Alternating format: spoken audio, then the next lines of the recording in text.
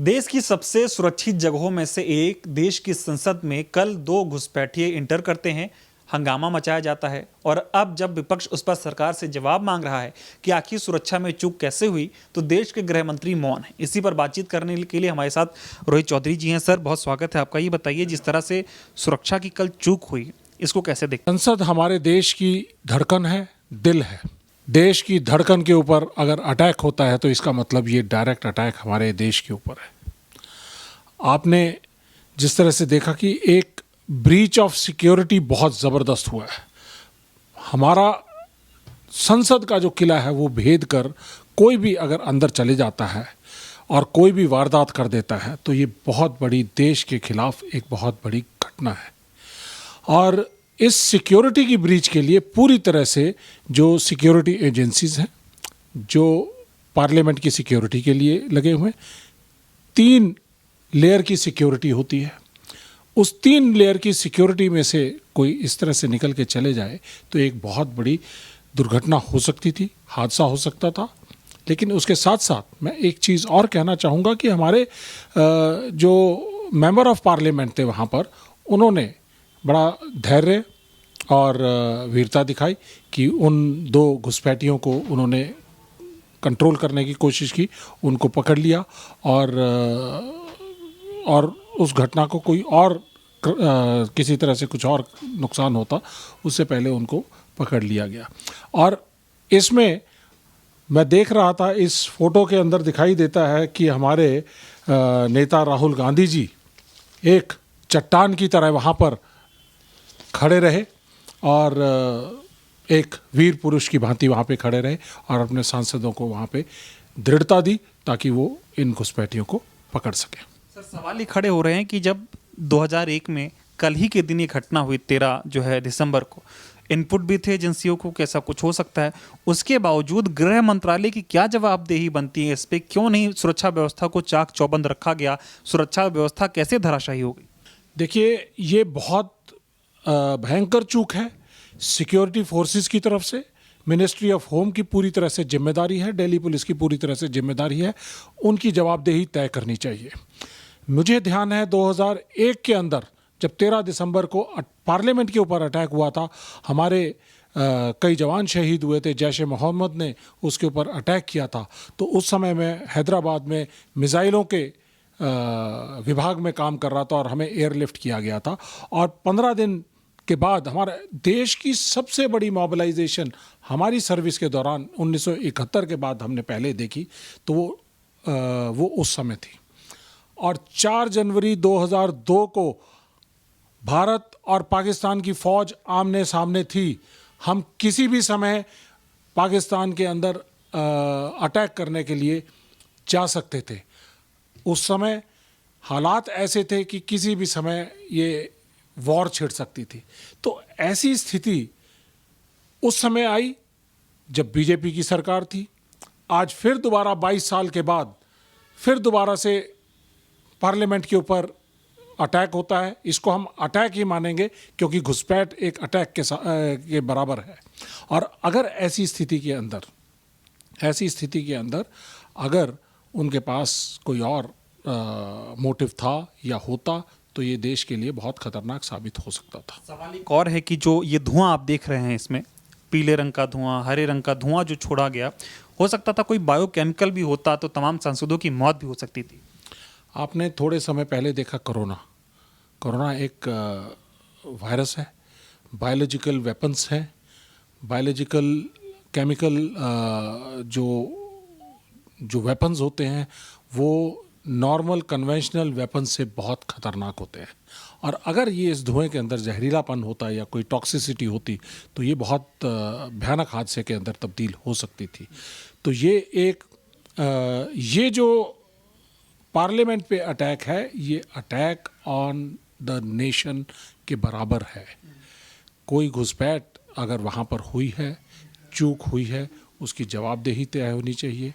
और ये जवाबदेही इस बारे में तय होनी बनती है क्योंकि जब कभी भी हमारा एक सिक्योरिटी का, प्लानिंग का और तत्परता का एक नियम है कि 15 अगस्त 26 जनवरी, ये इम्पॉर्टेंट दिन होते हैं, 26/11 का दिन, और ऐसे ही 13 दिसंबर का दिन जब इंटेलिजेंस इनपुट्स होती हैं और जो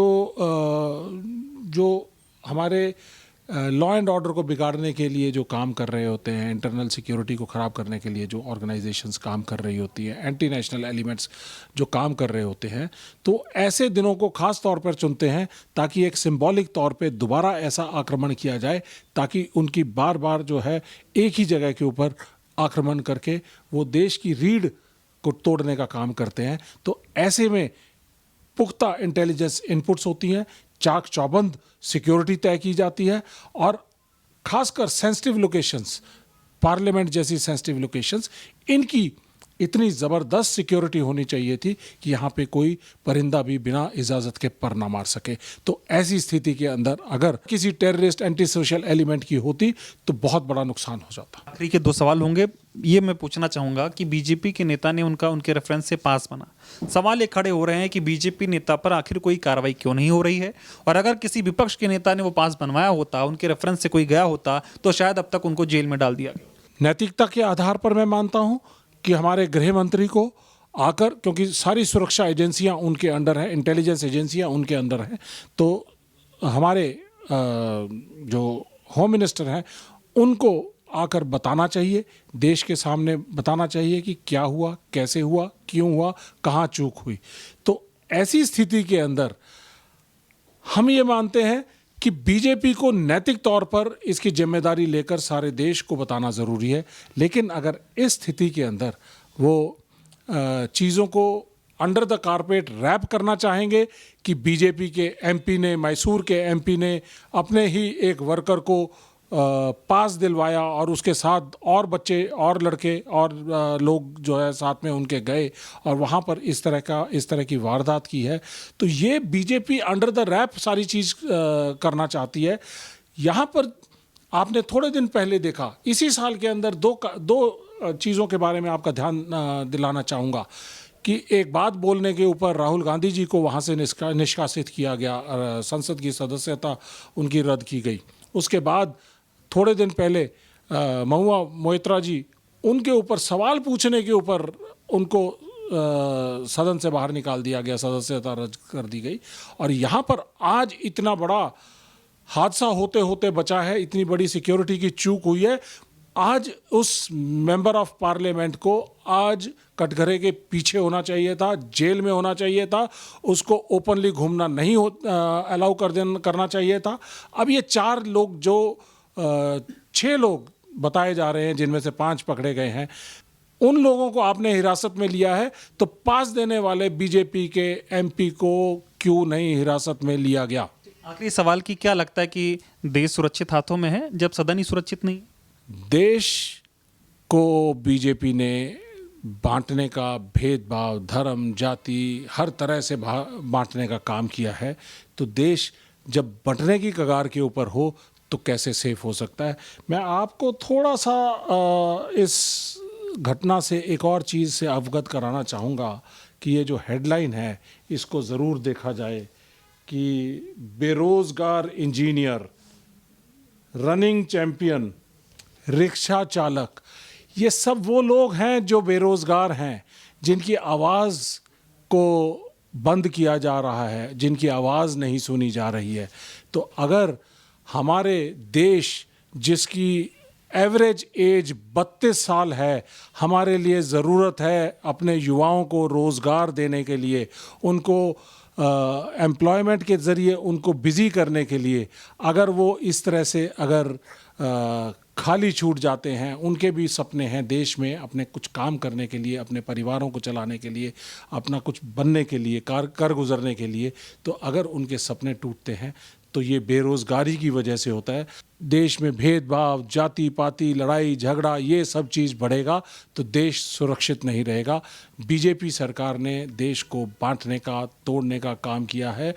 इसके साथ साथ एक बात और कहना चाहूँगा साथियों, ये आज बड़ा चिंतन करने की बात है कि अगर बेरोज़गार बच्चे अपनी बात कहने के लिए उनको संसद में आना पड़ रहा है, तो चाहे तरीका गलत है, इसको हम पूरी तरह से खंडन करते हैं, लेकिन कहीं ना कहीं ये एक देश की फ्रस्ट्रेशन को दिखाता है, युवाओं की फ्रस्ट्रेशन को दिखाता है कि वो रोज़गार के लिए लड़ते लड़ते आज जंतर मंतर से संसद तक पहुंच गए हैं।